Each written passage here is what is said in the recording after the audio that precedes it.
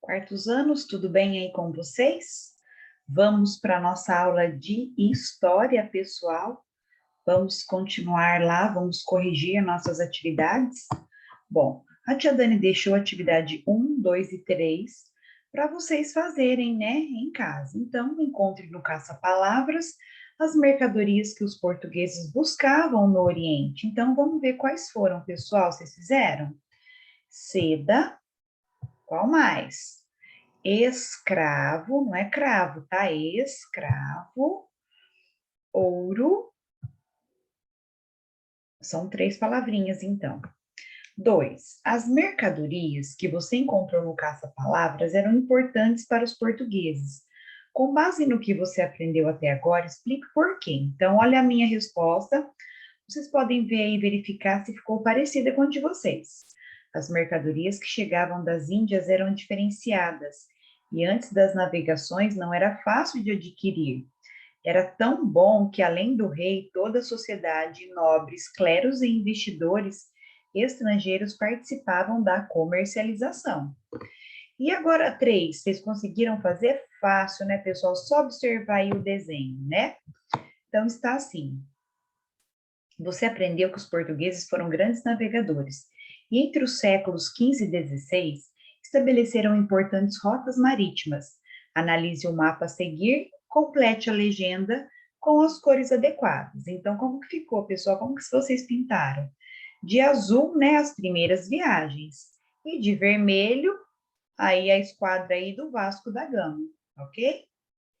Continuando então, pessoal, agora nós vamos falar sobre as navegações das Américas para a América, essa parte lá de cima, tá? Então, como vimos, desde o início do século XV, os portugueses tentavam encontrar um caminho para as Índias. Por volta de 1483, eles já tinham certeza de que contornar a África era possível para chegar ao seu destino. Diante disso, eles investiram esforços e economias para realizar essas viagens, ou seja, eles juntaram aí as economias, esforços, tudo que eles podiam aí para fazer essa viagem aí, essa parte da América, essa parte aí de cima, né, pessoal? Eles saíram de Lisboa e tentar encontrar riquezas. Nessa mesma época, Cristóvão Colombo, um navegador muito famoso, pessoal, nascido na cidade italiana de Gênova, foi ao encontro, então, do rei de Portugal, Dom João II, a fim de lhe fazer uma nova proposta. Colombo ofereceu seus serviços para comandar uma viagem marítima até as Índias, navegando pelo Ocidente. Então, Cristóvão Colombo foi conversar com o rei de Portugal, ofereceu seus serviços, né, para encontrar riquezas, especiarias, né, para fazer e juntar uma esquadra e adquirir riquezas aí, né? Claro que ele também iria ganhar, por isso ele estava oferecendo seu serviço para o rei Dom João. Mas vocês acham que Dom João aceitou? Não aceitou. Então, olha lá na página 127. Dom João, deixa eu voltar na minha aqui. Mas o rei, baseado em estudos por seus navegadores, não aceitou a oferta com o argumento de que o caminho pela costa da África era mais curto. Então, Dom João ele não aceitou, tá? Anos depois, Colombo ele foi para a Espanha. Então, ele não ficou. Colombo desistiu de fazer sua viagem, de ganhar, ter uma riqueza e compartilhar? Não. Ele foi até a Espanha, né? Ao encontro dos reis daquele país e fez a mesma proposta. Diferentemente de Dom João II, os reis espanhóis, Fernando e Isabel, eles aceitaram, né, a proposta de Colombo. Com isso, quem saiu ganhando foi a Espanha, porque depois Cristóvão Colombo, ele veio aí, ó, depois de um ano, com a sua esquadra lotada de especiarias. Olha lá. Assim, em 1492, Colombo saiu em sua primeira viagem financiada pelos espanhóis. Reuniu embarcações, equipamentos, mapas e homens e partiu para as Índias, navegando em direção ao Ocidente. Porém, ele não chegou às Índias, mas não tem problema, olha lá.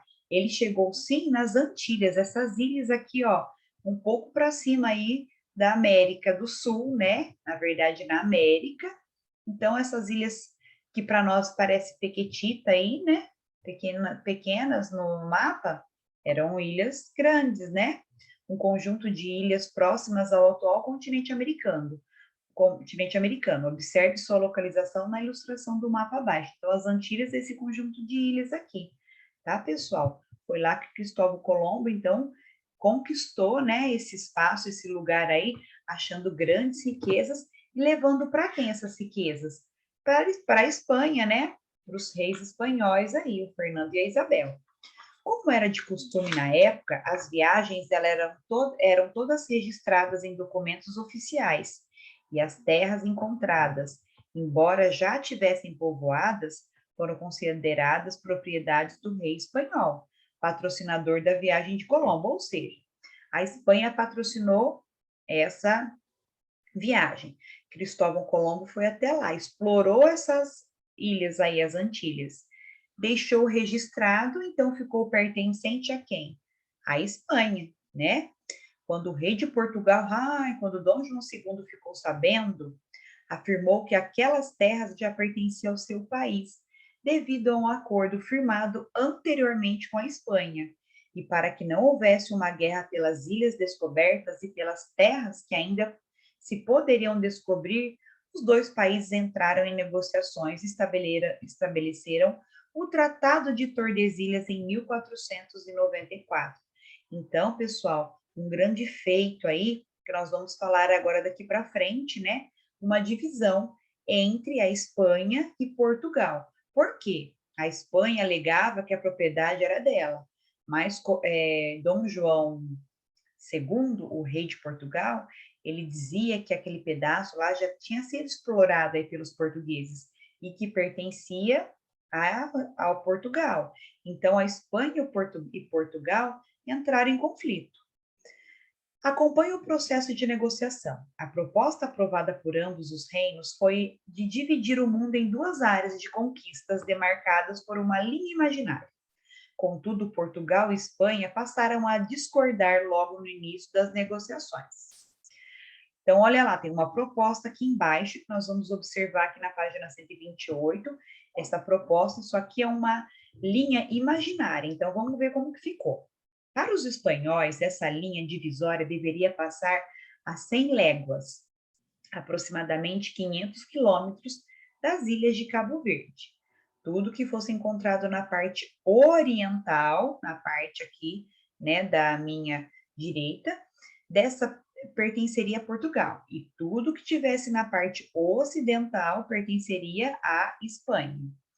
Pela proposta dos portugueses, o mundo poderia ser dividido em duas áreas de conquista por uma linha imaginária, passando a 370 léguas, aproximadamente 1.900 quilômetros, das ilhas de Cabo Verde. Tudo que fosse encontrado na parte oriental dessa linha pertenceria a Portugal, e tudo que tivesse na parte ocidental, à Espanha. Então, como foi, pessoal? Olha, vocês estão vendo aqui, olha. Então, tudo que pertencia à parte oriental seria para quem? Para o lado português. E tudo que fosse da parte ocidental pertenceria à Espanha, tá? Então, olha na página 129, a proposta para a divisão do mundo. Então, ficaria assim, olha, do mundo, imagine, eles estão dividindo, eles resolveram dividir aí como se fosse tão prático e tão fácil, né? Mas que, para que não houvesse conflitos, eles fizeram aí uma linha imaginária no mapa, tá? Então, ficou dividido assim, e essa linha imaginária ficou chamada como Tratado de Tordesilhas. Depois de muitas discussões, venceu a proposta de Portugal, que ficou registrada no Tratado de Tordesilhas, foi registrado isso. Muitos historiadores afirmam que a proposta dos portugueses baseou-se no fato de que eles já sabiam, né, da existência das terras do continente americano, ou seja, eles já sabiam dessa parte da América, continente americano, né, essa parte de cima aqui, né, por isso que eles resolveram ficar com essa parte aqui, né, a parte, na verdade, da esquerda. Em 1994, Colombo finalmente chegou ao continente americano e tomou posse das terras que encontrou. em nome do reino da Espanha, depois disso, em nome da Espanha. Depois disso, outros espanhóis conquistaram mais terras, inclusive aquelas ocupadas pelos incas, pelos astecas e pelos maias. Olha que legal, né, pessoal? Que história interessante. E a história aí de quem? Do nosso país. O que nós vamos fazer então, pessoal? Vocês terão que recortar aí o anexo 1 da página 130 e 131. O que fala aí o que é esse anexo? Vocês terão que colar aí esse anexo na página 130, 131. Vamos ver lá o que é a chegada dos portugueses ao Brasil. Então, atividade 2, vocês terão que colar aqui os acontecimentos que a tia Dani acabou de ler e o que a tia Dani vai acabar de ler aqui. Então, vocês vão recortar e vão colar exatamente esse anexo de acordo com o que a gente acabou de estudar, tá? A chegada dos portugueses ao Brasil. Acompanhando o ritmo da conquista da época nos primeiros meses de 1500, os portugueses prepararam a maior expedição já enviada ao Atlântico, comandada por quem? Por Pedro Álvares Cabral. Essa viagem tinha como objetivo buscar mercadorias nas Índias, segundo a rota já desenhada por Vasco da Gama. Porém, os 13 navios desviaram-se da rota original, aquela rota que foi traçada aí por Vasco da Gama. E assim como fizera Colombo, navegaram-se para o continente americano. Em 22 de abril de 1500, na semana que vem aí, né, pessoal? A frota de Cabral chegou ao litoral da terra que futuramente se chamaria Brasil. Os portugueses comunicaram-se com a população nativa que encontraram e fizeram um breve reconhecimento das terras. Uma das naus, os navios aí, retornou a Portugal para dar a notícia ao rei e revelar aos europeus da grande descoberta, a nova descoberta. Hein? Muitos anos depois, as terras que os portugueses disseram ter descoberto receberam o nome de Brasil. Então, vamos lá para a atividade do anexo que vocês recortaram. Organize na linha do tempo a seguir o que você aprendeu até agora sobre a história das navegações para a América. Para isso, você deverá, primeiro, recortar as imagens dos anexos. 2. Reler o texto desse módulo para se certificar de datas e fatos.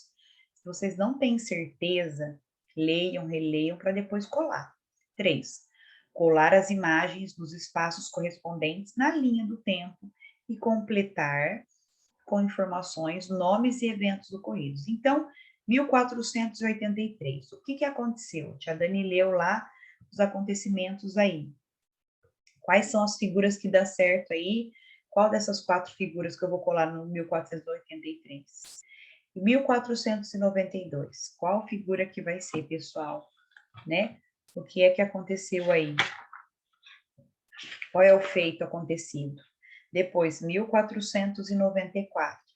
Qual que eu vou colar, pessoal?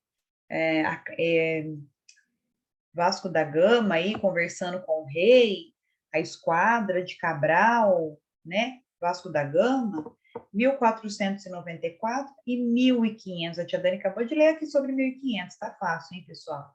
Então, vamos lá. Prestem bastante atenção, colhem as atividades aí, e agora a tia Dani vai corrigir. Então, vamos lá. 1483 é quem, pessoal? Os portugueses já sabiam que pela costa do continente africano era possível chegar às Índias. Colombo propôs uma nova rota marítima para a coroa portuguesa. E aí, 1492, olha lá, a rota chegando aonde? Às Antilhas, né? Colombo chegou às Antilhas patrocinado pelo governo espanhol. Olha a figura que é. A próxima, então, 1494. Eles já estão todos lá nas Antilhas. Colombo chegou ao continente americano, foi assinado o Tratado de Tordesilhas entre Portugal e a Espanha. E por último, que a tia Dani acabou de ler. Em nome da coroa portuguesa, Cabral chega às Américas e conquista as terras que se tornarão o Brasil. Fácil e gostoso, né, pessoal? O que vocês acham? Nossa aula de história vai ficando por aqui, tá bom? Um beijo, um queijo e bye bye.